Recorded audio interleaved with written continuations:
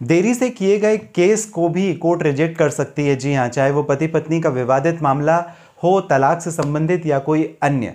इस कंडीशन में कोर्ट क्या देखती है कि आपका डिले कितना है। एक ऐसा ही मामला जहां पर 18 साल से ज़्यादा का समय हो गया, 18 साल के बाद पति और पत्नी ने अपनी पिटीशन कोर्ट में प्रस्तुत की तलाक के लिए, और कोर्ट ने, जो पारिवारिक न्यायालय है, उसने कोर्ट केस को रिजेक्ट कर दिया, तलाक के केस को, मामले को रिजेक्ट कर दिया। यह केस था Sadhana Gupta versus state of Jharkhand 2008 का केस। इसी के बारे में हम बात करेंगे। नमस्कार, आप सभी का स्वागत करता हूं। मैं अशोक पांडे। आपने शुरुआत की है लीगल एडवाइस में मेरे साथ, यानी अशोक पांडे के साथ।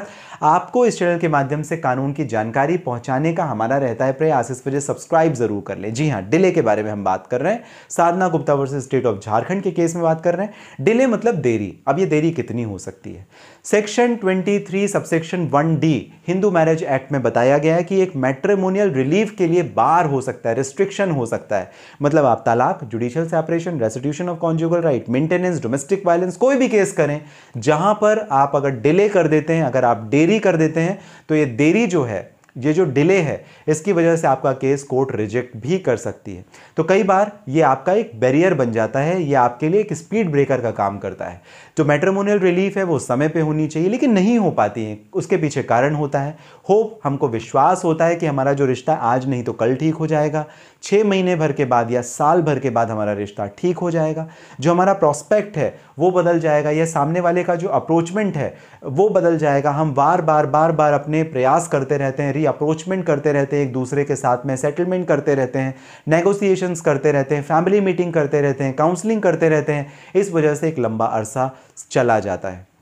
कई बार इंटरेस्ट ऑफ ड्रिल भी एक कारण होता है, सोशल स्टिग्मा कारण होता है कि भाई समाज के लोग क्या कहेंगे, हमने तो तलाक ले लिया लेकिन हमारे घर वाले, परिवार वाले, ये लोग क्या कहेंगे। और यही होता है फैमिली ऑपोजिशन, जहां पर घर वालों का भी दबाव रहता है। तो घर वाले कहते हैं भाई जो करना है करो, बट तलाक मत लो। तो ऐसे मामले भी सामने आते हैं। इस वजह से जो समय है वो लगातार आगे बढ़ता जाता है।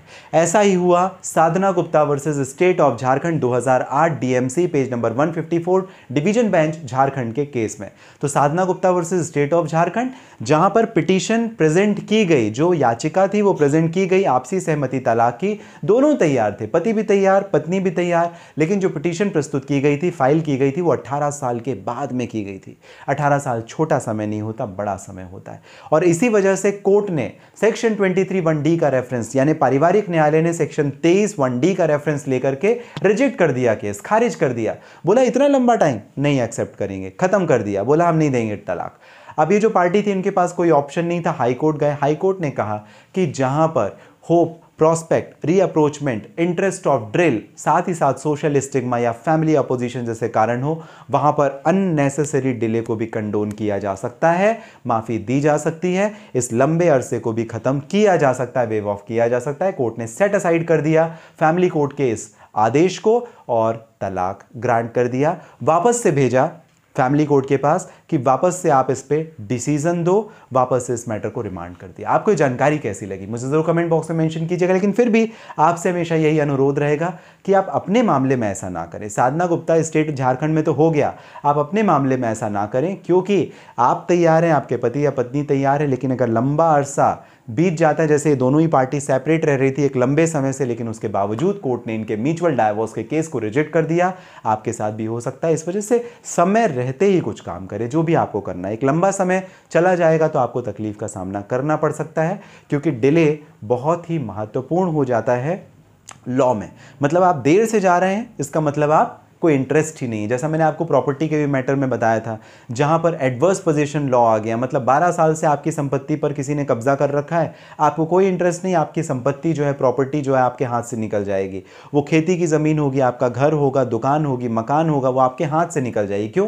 क्योंकि 12 साल से अपने किराएदार को आपने निकाला नहीं, डॉक्यूमेंट्स आपके नाम पर हैं, पोजीशन या कब्जा किसी और के नाम पर है, 12 साल से आपने कोई कोशिश नहीं की। यहां पर भी डिले के प्रावधान को ध्यान में रख करके कोर्ट क्या करती है, एक एडवर्स पोजीशन ऑफ लॉ का कानून सामने रखती है। और ऐसा ही एक कानून जो कि सेक्शन 23 1D फैमिली लॉ से संबंधित है, जहां पर अगर आप डिले कर देंगे, देरी कर देंगे, तो आपको फैमिली लॉ में मिलने वाले जो रिलीफ है वो आपको कोर्ट से मिलने में दिक्कत होगी।